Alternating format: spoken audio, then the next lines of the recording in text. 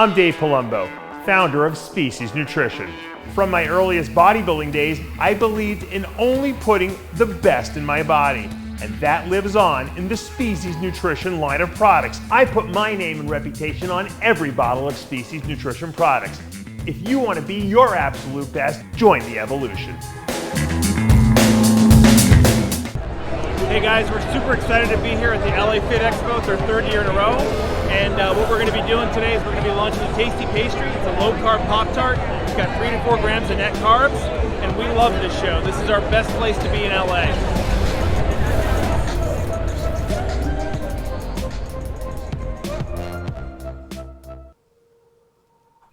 Hey, this is the Game Triple H from the WWE. You're watching RxMuscle.com, the truth in bodybuilding.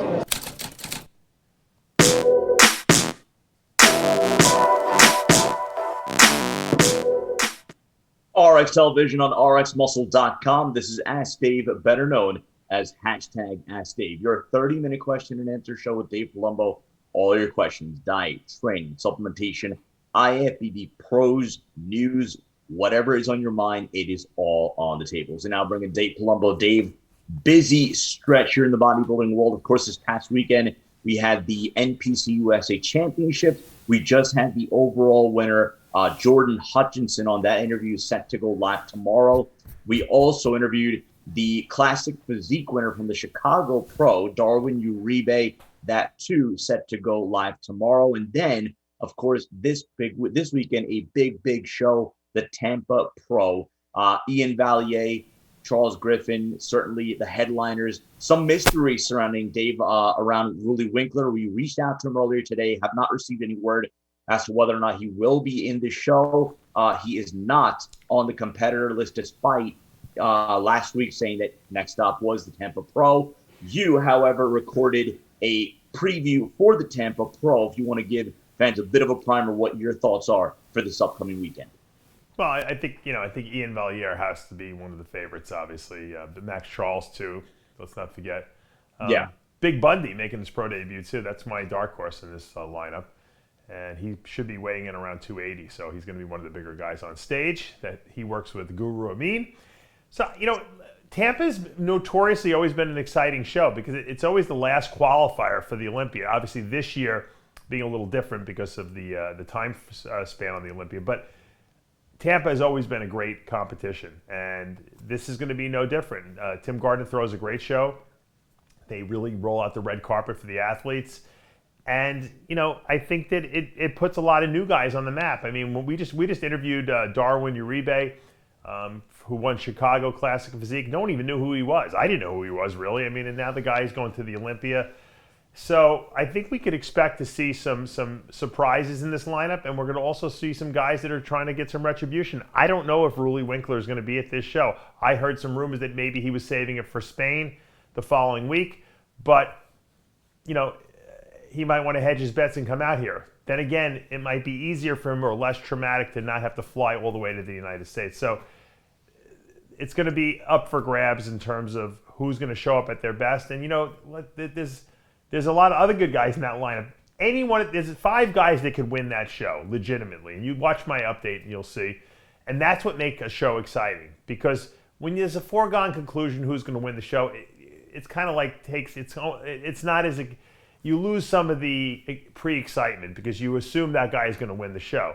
In this lineup, we have some favorites, but we don't have anyone who's a guarantee shoo-in. And I think that's what's going to make this lineup real good. And the 212 class, I got news for you. If then you go online and look at how many guys are in that 212 lineup, that might be a better show than the Open. So we're going to keep an eye out for that, Dave Palumbo's preview of this weekend's Tampa Pro. Let's get to the questions. The first 2 questions, of course, from the Dave Palumbo experience. At the first question, Dave, trying to make a weight class and I'd have to weigh in the night before, usually obviously heavier. Do I stop water and take diuretic 3 to 4 hours before weigh-in, then carb up through the night? There's a million different ways to try to make weight. And what I usually do, if it's going to be the morning, let's say you have a Saturday show and you're going to weigh in Friday morning. That's easy because you can kind of stop your fluid the night before. You can take a half a diuretic before you go to bed and wake up and usually make the weight. The problem is when you have to weigh in like halfway through the day the next day or almost at night. A lot of times they have these night weigh-ins, like Friday night, like 7 o'clock. So you almost have to starve and not drink the entire day Friday, and then you make weight, and then you have to start to try to rehydrate and actually carb up. So what I do when the weigh-in is too close to the regular show, and I know the person is going to have to like make weight, they're going to have trouble, I carb them up earlier in the week. So they have glycogen in the muscles, at least something, and then I don't mind depleting them and dehydrating them a little bit because I don't really have to fill them up that much more afterwards. Once again, some people will come to me and say, I got to lose 18 pounds. You know, I don't like to do stuff like that. Then you're asking for trouble. But 8 to 10 pounds, 10 pounds max is doable, for sure. Most people lose that anyway. The question is, how do you get the fluid back in? Well, as soon as you make weight, my suggestion is when you're in a really dehydrated state, sometimes it's better to do liquid carbs. So maybe do like a product like a Vitargo or my Fibrelyze product, with a whey isolate shake right after you make weight, almost like you just got out of the gym and you're doing a post-workout shake. And then an hour later do a food meal, because you gotta hydrate. If you can't absorb carbs, if you're dehydrated. And another key is a thing to consider is if you're too dehydrated and you start eating solid foods, you might get constipated, then you can't go to the bathroom. So liquids right after you make weight, important. So if you can do the liquids and the carbs and protein all in one shot, that's why a liquid meal sometimes is good after you make weight. I would do that and then go right to your food meals after that. So once again, it depends on how much weight you have to lose. I can't give you a blanket statement on this. Second question again from the Dave Palumbo Experience app. Dave, the fiber carbs, like Fibrelyze or carbs from veggies, are used to refill the glycogen deposits for energy? I said, I know you don't know that much. You're not like an expert in nutrition, but you must recognize that I've answered this question at least a million times. When we talk about carbohydrates, okay, there's really I break carbohydrates into 3 categories. The simple carbs, okay, those are your simple sugars, and we call them the mono and disaccharides, okay, the double sugars and the single sugars, glucose, fructose, dextrose, except lactose even falls into that. Then you have your complex carbs, or polysaccharides, we call them. Multiple glucose units making up a starchy food like rice, potatoes, pasta, quinoa, stuff like that. Sweet potatoes. Then we have a third category of carbs, which are the fibrous carbs. Now, fiber is actually a carb, but by definition, fibrous carb is an unabsorbable carbohydrate. So when you look at foods or you look at supplements, they always list now the total carbohydrates, they'll list sugar, and they'll list fiber. Whatever the fiber amount is, you have to deduct that from the total carbs. So if you have 20 total carbs and you have 9 grams of fiber, you only have 11 carbs that you can absorb. We call those the net carbs, 11 net carbs. So if you're taking my fiber supplement and Fibrelyze is 9 grams of carbs and it's like 8.5 grams of fiber or something like that, and the other 5 grams being the artificial flavoring system, it's not absorbable, okay? Because every carb in there is fiber. So it's 0 carbs. You're not loading any glycogen. You're not doing anything. The only thing you might do is feed the gut bacteria a little bit, because the gut bacteria like to ferment fiber. But you physically don't absorb the calories from that. You just eliminate the fiber from the body. So you can use Fibrelyze all day long. It will not add anything. Having said that, I wouldn't recommend doing more than 2 servings a day, because if you give your body too much fiber, especially psyllium-based fiber, which is very potent, packs a lot of punch, you could irritate your bowel and make yourself very gassy from that. So two servings a day is perfect. Let's go to our Instagram questions. Again, if you're not already following us, the handle is official_RxMuscle. If you're watching us for the first time on YouTube, hit the subscribe button below, hit the notification bell. You're not going to miss any of our show segments. Anything we have coming up, obviously now in the thick of the contest season, Tampa Pro this weekend, and then in just a matter of 7 weeks, the Arnold Classic, and then 2 weeks after that is the Olympia. So again, if you haven't already done so, hit the subscribe button, hit the notification bell. If you like what you're watching, hit the thumbs up, comment below, that helps. And as always, we appreciate your support. Let's go to Joseph Locker. He phonetically spelled out his name. Dave, is insulin resistance a matter of degree? Also, is it always reversible?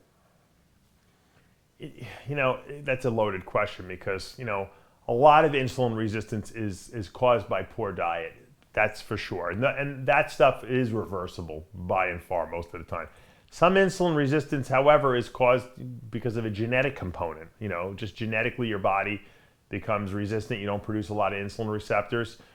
Can you fix it? You can fix it, but sometimes you can't solve the problem. Now, the problem occurs when you're insulin resistant for a long period of time. You don't even realize it because you don't know. And your pancreas is working extra hard. And then the beta cells stop functioning well. Now, that could be a genetic time switch that kind of flips, and all of a sudden now your body doesn't want to produce insulin anymore. Or it could be that the beta cells get burned out because they just can't produce enough insulin. Because remember, your body produces insulin. The insulin binds to insulin receptors on the cells, which then allow glucose to enter the cell. If you don't have enough insulin receptors, your body doesn't know that. So it thinks that there's not enough insulin around because blood sugar is running high. So it releases extra insulin. So now the pancreas is working sometimes double as hard as it should, and that could definitely damage the beta cells and burn them out a little bit because they can't produce enough. So if that happens, now you don't have enough insulin in your body, okay, blood sugars will start running high. So there's a lot of cause and effect, and what the reason, the initiating response is, who knows? All we know is that as people get older, a lot of times they just don't produce insulin or respond to it as effectively. I think a lot of times in older people, it's just they don't produce enough. Because I noticed that if I'm a neurotic, I test my blood sugars all the time. Even though I don't, I'm pretty, my hemoglobin A1C is normal, but I test them all the time. And I do notice when I eat large carb meals, okay, let's say I go out to eat and I have, 4 or 5 sushi rolls, which has a lot of fat, we know, in there, and there's a lot of sugar in the sushi rice. They put sugar in sushi rice. Or if I go out and have a big plate of pasta, which has cheese in it and sauce, and pasta is a very long-acting carb. It's a low glycemic, but it's around for a long time. I can come home from an Italian restaurant, take my blood sugar, it'll be 95, which is way normal, and then 2 hours later it could be 150, okay, because it's going up. It takes a while to get up because you can't absorb those carbs as fast. So if I eat these large carb loads, I find that my blood sugars stay high for longer periods of time, and it takes my body a long time to bring them down. I do come down, and I never go crazy high, but that never was the case when I was younger, okay? So if I eat smaller meals, and I eat like quicker carbs, and I don't eat huge loads of carbs with cleaner sources of fat, I tend to have no problem with blood sugar control. So it really is genetic. It's your age. It's what you subjected your body to earlier. I ate a lot. I ate hundreds and hundreds of carbs, when I was younger every day because I was, I had such a fast metabolism. I ate a lot of food. And the trick is to try to stick to lower carb intake, good essential fats, because essential fats sensitize insulin receptors, making your body much more receptive to the insulin you produce. So your insulin does a lot more and less likely to burn out. And then if you do have a problem with enough insulin production because you are running high blood sugars, you're waking up fasting blood sugars over 100, you're not bringing your blood sugars down after your meals, you might consider using a long-acting insulin to give your body that little extra help it needs so that your pancreas doesn't burn out and stop working. And that's something you have to kind of, do. You have to analyze each person on a separate basis. I can't give you like a blanket statement in that sense.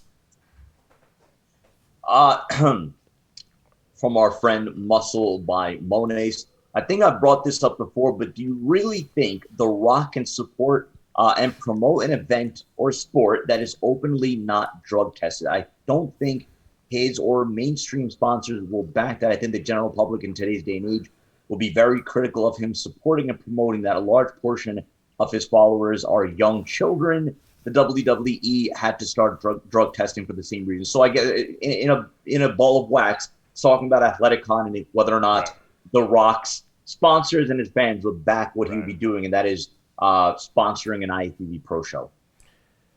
Well, I mean, Arnold has plenty of sponsors for the Arnold Classic, and no one breaks his balls. I think if The Rock makes it Athleticon, meaning that it's not just bodybuilding, it's all athletic events, which I think it seems as though he's planning to do eventually. I think that would be fine. I think also the people who are involved, The Rock has got such a clean-cut image.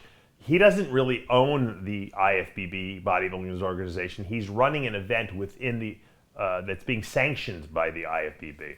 So to answer your question, I don't know. That's a good question. We'll find out 5 years after The Rock has been doing his show for 5 years if there's any ramifications that come down on that. But really, when you think about it, bodybuilding is kind of like a beauty pageant, more so than it is a sport.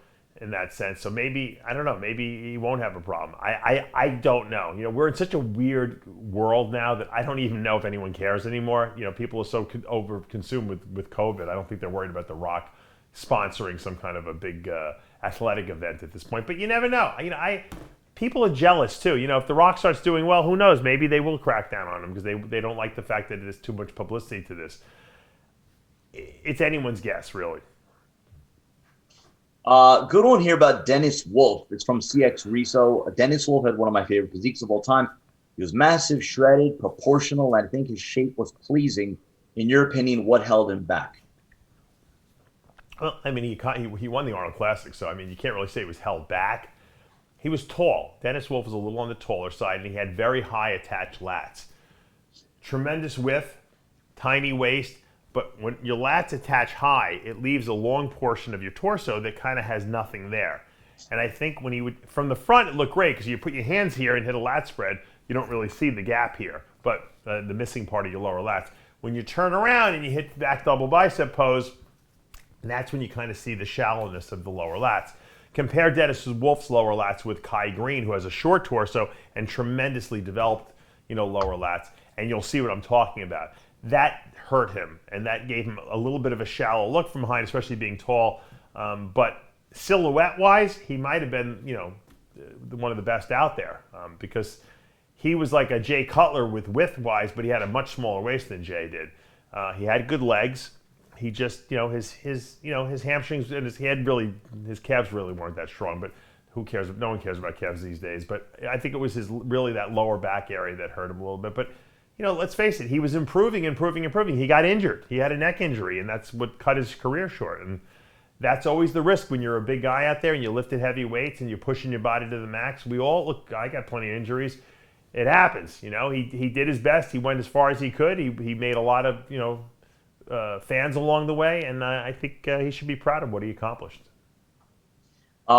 We're getting an assortment of questions about Nick Walker, whether he could win the Olympia his first time out, where do you think he'll place at the Arnold Classic, whether you think Nick Walker at his best can place ahead of Hadi Choopan. Yeah. So in a blanket statement, given what you've seen out of him, winning the New York Pro, and then, like Hunter Labrada, Nick Walker, very transparent. He posts constant update pictures. So based off what you are seeing right now, what are your prospects for him in these two big shows, and I guess where he could theoretically end up?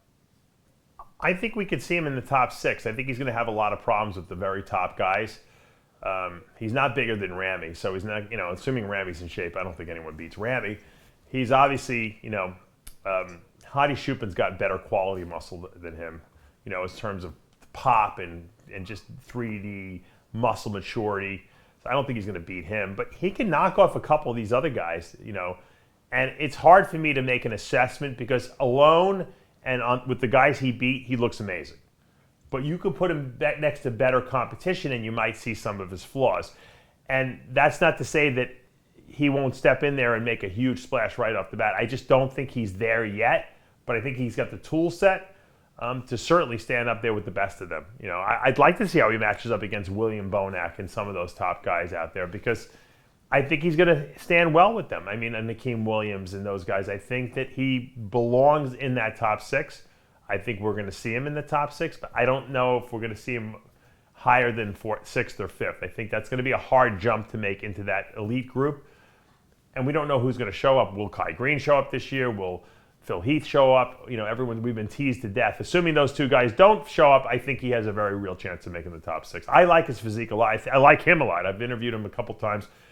Good personality. I think he's good for the sport. He loves what he's doing. I think that's why he's got so many fans. You get a sense of enjoyment when you're talking to him. He's not a negative guy. He doesn't walk around bitching and complaining. And he just, he does his thing. He's happy that he's making a living, doing what he loves. And that's at the end of the day, isn't that what all of us are looking for as bodybuilders? We want to make a living doing what we like to do. And that's why I always said, even though I never turned pro, I always made a very good living doing what I liked. And so for me, I'm a kid in the candy store every single day, Let's go to O'Neill Ballo. You already addressed insulin sensitivity. So the first part of his question, fairly general one, but your tips to maintaining shape in the off season. Say it again. your tips, and I guess maybe how you did in your career, maintaining your shape during the off season. I think it's a mistake if you're gonna try to stay in contest shape all year round. People would look at me and I was always really lean, but you got to remember there was no internet. So early in my career, I wasn't walking around shredded all the time. Okay, when I got to a certain point of development, it was hot. Rather than me go up to 300 pounds, I was staying at around 285, and that was just a lean weight for me. I was really shredded at that weight. So people thought I always walked around like that. That's not true. So what people have to understand is that until you get to a level of development where you've completed your physique and filled it out, and now you're working pretty much basically, even though you're lifting heavy, you're working pretty much on muscle density and graininess and working in the details.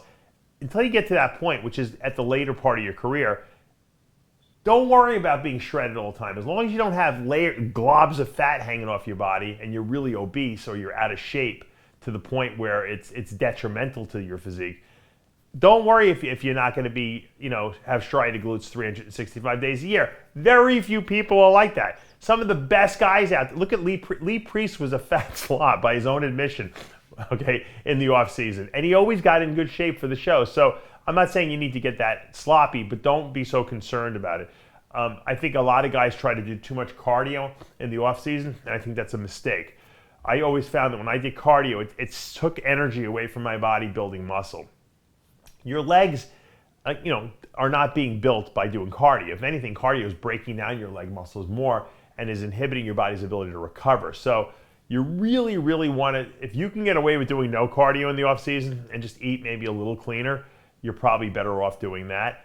But if you're a guy who gets fat real easy and you need the cardio, and I have worked with plenty of competitors that I give cardio in the off season because they just need a little bit. It keeps them a little bit on the leaner side. But there are other guys I'm like, don't even go walk your dog outside because every step you take, you're burning up muscle because your body's metabolism is that fast. So you have to kind of analyze what kind of physique you have on that part. Also, if you're eating a lot of junk and you're getting fat, cut the junk out. The off season doesn't mean eat junk. It means eat your good food. I always tell this to people, if you can eat all the good food that I write down for you on the paper, and then you're still hungry and you want a dessert, every night, have the dessert. That's fine. But don't eat junk food and then miss meals, because then you're jeopardizing your body's ability to build muscle optimally. Let's go to Classic Physique Nash. Dave, do you personally have your clients come off their injectable compounds a week before the contest to prevent water retention and have them just run their orals up to the day of the show? No, I don't do that. Matter of fact, I don't even have them stop testosterone until like 3 or 4 days out.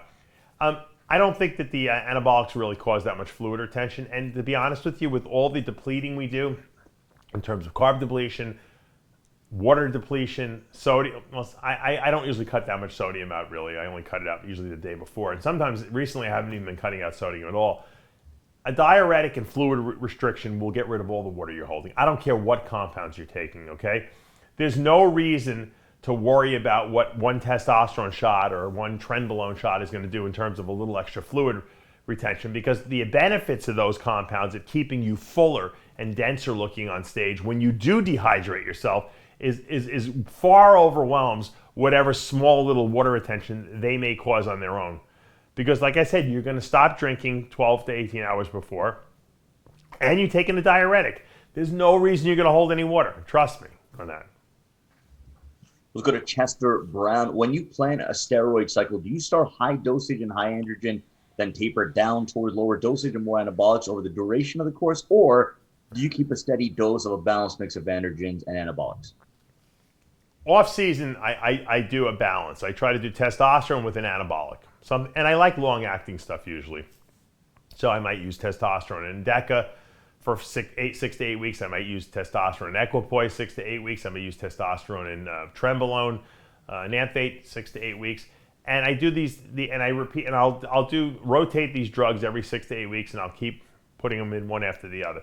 That seems to work really well because your body likes to be at a nice, steady hormone level. It doesn't like to be up and down.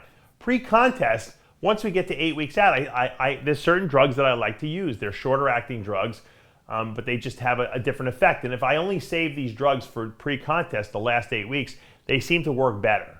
Like I won't be using, really Masteron and Winstrol in an off-season scenario because there's no reason to. So, 8 weeks out, 10 weeks out, I might start testosterone, Masteron, tren acetate, Winstrol. I'm not really a big Anavar fan for men because I think it's very expensive and it doesn't really do that much. And those drugs work really well, for that time period. And you can use them 6, 8, 10 weeks. And if you maybe decide to do a show a week or two after that, you can go another 2 weeks with them. That's when I usually switch to those. And I don't do it for any other reason than convention, to be honest with you. Always done it that way. They work well that way. But the truth is, and I know, and you guys know guys too, I know guys that have done shows on testosterone and DECA because that's all they could get. And they won the show. Okay, they looked amazing. I know a guy who only used Anadrol 50, 1 pill a day for like 8 weeks, and he looked incredible for a show. There's genetic freaks out there like who can respond to anything. And you know what the truth is? All steroids do pretty much the same thing. They increase muscle mass and they decrease recovery. They increase your recovery time by allowing your body to recover faster. So they don't burn fat per se. They might crank your metabolism a little bit because they're making you build muscle more, but they don't really do any fat burning. As far as getting in shape goes, that's where you get your cardio and your diet and your fat burners like clenbuterol and T3. But the steroids just build and repair muscle. So even though I have a convention of how I do things and I think it works, the truth is that you probably can go outside the box and pretty much do anything with the anabolics and still get a good result as long as your diet is good, your cardio is good, and your fat burners are. Let's go to Bilal Hamide. We were told starting bodybuilding to always do pull-ups for back muscle mass. However, I don't see many pros doing them. Are they even worth doing at an advanced level? I'll tell you what. It's a funny story. The best back exercise is pull-ups, if you can do them. If you can strap your hands on the thing and you can pull your body up and touch your chest to that bar, nothing's going to build your back better than that because you can't cheat. You can cheat a little bit, but if you're using straps, you really can't cheat. I felt it so much in my back, but when I hit about 220 pounds, I couldn't do pull-ups anymore because I weighed too much. I couldn't pull my body. I couldn't pull 260 up. Not with the full range of motion, that's for sure. And I didn't want to tear any bicep muscles because I was cheating or anything like that. So, you can use that. They have that like cheat machine where you kind of kneel on it and you pull yourself up. You can use that. I used to use that a lot when I competed, usually as a finishing movement or a starting movement. But most people go to pull downs because you can adjust the weight more easily and more comfortably for that matter. But I will tell you this, one of the people who has one of the best backs and one of the best physiques, in terms of freak factor goes, was Big Sean Allen. Big Sean Allen could do a full pull-up, man. And he's sick. He was like 6'5", this guy. He didn't even have to, I used to have to stand on a stool to get up to the bar in Bev's. He would just reach his arms up there and pull, and he would do like 10, 12 good reps. And he weighed 300 pounds. It was one of the most impressive things I've seen, but he had a great back because of it. So pull-ups are really good if you can do them. Go to the Future Classic Pro. Why is tren such a benefit in prep, and which ester? Trenbolone, people think, when we think of testosterone, we think of highest androgen, highest anabolic compound, right? Perfectly balanced 1-to-1. And then everything beneath that is, what they tried to do is take testosterone and remove some of the androgenic component of it. In doing so, you lose some of the anabolic component as well, but you get a compound that's less androgenic, more anabolic. Anabolic being muscle building, androgenic being the sexual side effect aspect of it, that you get from that. So as a woman, you wouldn't want any androgenic component because you don't want to turn into a man. You want all anabolic, and that's Anavar. But that's also the weakest compound because when you strip away all the androgen, you have less anabolic left. But Anavar is a purely anabolic substance. It really has no androgenic side effects. And when you understand how that works, it makes sense. Trenbolone is very anabolic. It might not be quite as anabolic as testosterone, but it's 4 times more androgenic than testosterone. So how they found this compound that actually was more androgenic than testosterone, and the great thing about trenbolone is it really doesn't aromatize. It doesn't convert to estrogen, so you stay really dry and hard on this stuff. The problem is if you take too much of it, it can raise prolactin levels, which can cause prolactin-induced gynecomastia, which usually will result in a little bit of a discharge from your nipple, and it's uncomfortable. Obviously, also too much prolactin can inhibit your sex drive and all the other side effects that go along with it. So you don't want to take too much trenbolone. And also trenbolone excites the nervous system. So it can make you irritable, it can make you moody, it can make it hard to sleep at night. Some guys get chronic hiccups from it. Some guys get indigestion and they burp a lot from it. So you don't want to take too much of trenbolone because it is so high in androgens, but high androgens also store glycogen better. So you have a harder look to your muscles when you're on trenbolone. So cosmetically, trenbolone is a great drug because you look good on it, you're very aggressive, you can train hard in the gym, but there's that fine line between taking too much and not enough. If you take too much, you're going to go over the edge, literally go over the edge, and you're going to lose your mind, okay? And you're going to get a lot of side effects. If you stay under, I think 50 milligrams, 3 times a week is plenty, believe it or not. And if you do that, I think you'll get very good results from it. Tiffany Boyle, how much does alcohol consumption truly affect the weight loss efforts? The problem with alcohol is it's empty calories. Your body can't use it for fuel. So at 7 calories per gram, if you have a couple of drinks when you're dieting every night, you're going to sabotage your weight loss. It's a lot of empty calories that your body just stores. It doesn't use them for anything. So if you're getting ready for a competition, there's no way you should be drinking. I have a couple clients that aren't really getting ready for competition, and they're like, "Can I have a glass of wine?" I said, "Well, you know what? On your cheat day, your cheat meal, I should say, on Saturday night, if you want 1 glass of wine, that's fine. I don't have a problem with that, with your cheat meal. But for the majority of the people, if you're really serious about being the best bodybuilder you can be, alcohol should not be on your list of things you want to do on a regular basis because it's counterproductive to building and repairing muscle, and it's counterproductive to accomplishing, your weight loss goals." Now, you can go and quote Kevin Levrone to me all the time because we know Kevin likes to have his drinks and his alcohol, but you know what? He's a genetic freak. He could do anything and be in shape. So I wouldn't use him as my poster boy for alcohol. If you want to be your best, as my dad always told me, if you want to be an athlete, you don't drink. That's not something that's going to help your efforts. It's going to only make it worse. Last one from Tom's Instantly Grand. Your favorite python? So tough. I have I don't know why, I have this love for Burmese pythons. Unfortunately, in Florida, they made them illegal. I had a really good collection of them. I bred a lot of them. I still have some for sale. I'm selling off the last of the last. I'm trying to get a museum permit, like a zoo permit, to at least still possess them, just not be able to breed them because they made them illegal in Florida because there's a Burmese python problem. Not that me releasing Fluffy, the Burmese python, is going to make the problem worse, but that's the law. I like Burmese pythons. I'll tell you why, because they're big. As a bodybuilder, we like big muscular snakes, and they have a very even or very calm temperament. Especially as they get older, they get much more mellow. It's like a big bodybuilder. They get more confident as they get bigger. And so who doesn't want to take out a big fucking giant muscle snake that just is chill? There's other big snakes like reticulated pythons, but they could bite you in the face. They're a little more aggressive and they move around a little bit more. So Burmese python, I would have to say, is my favorite.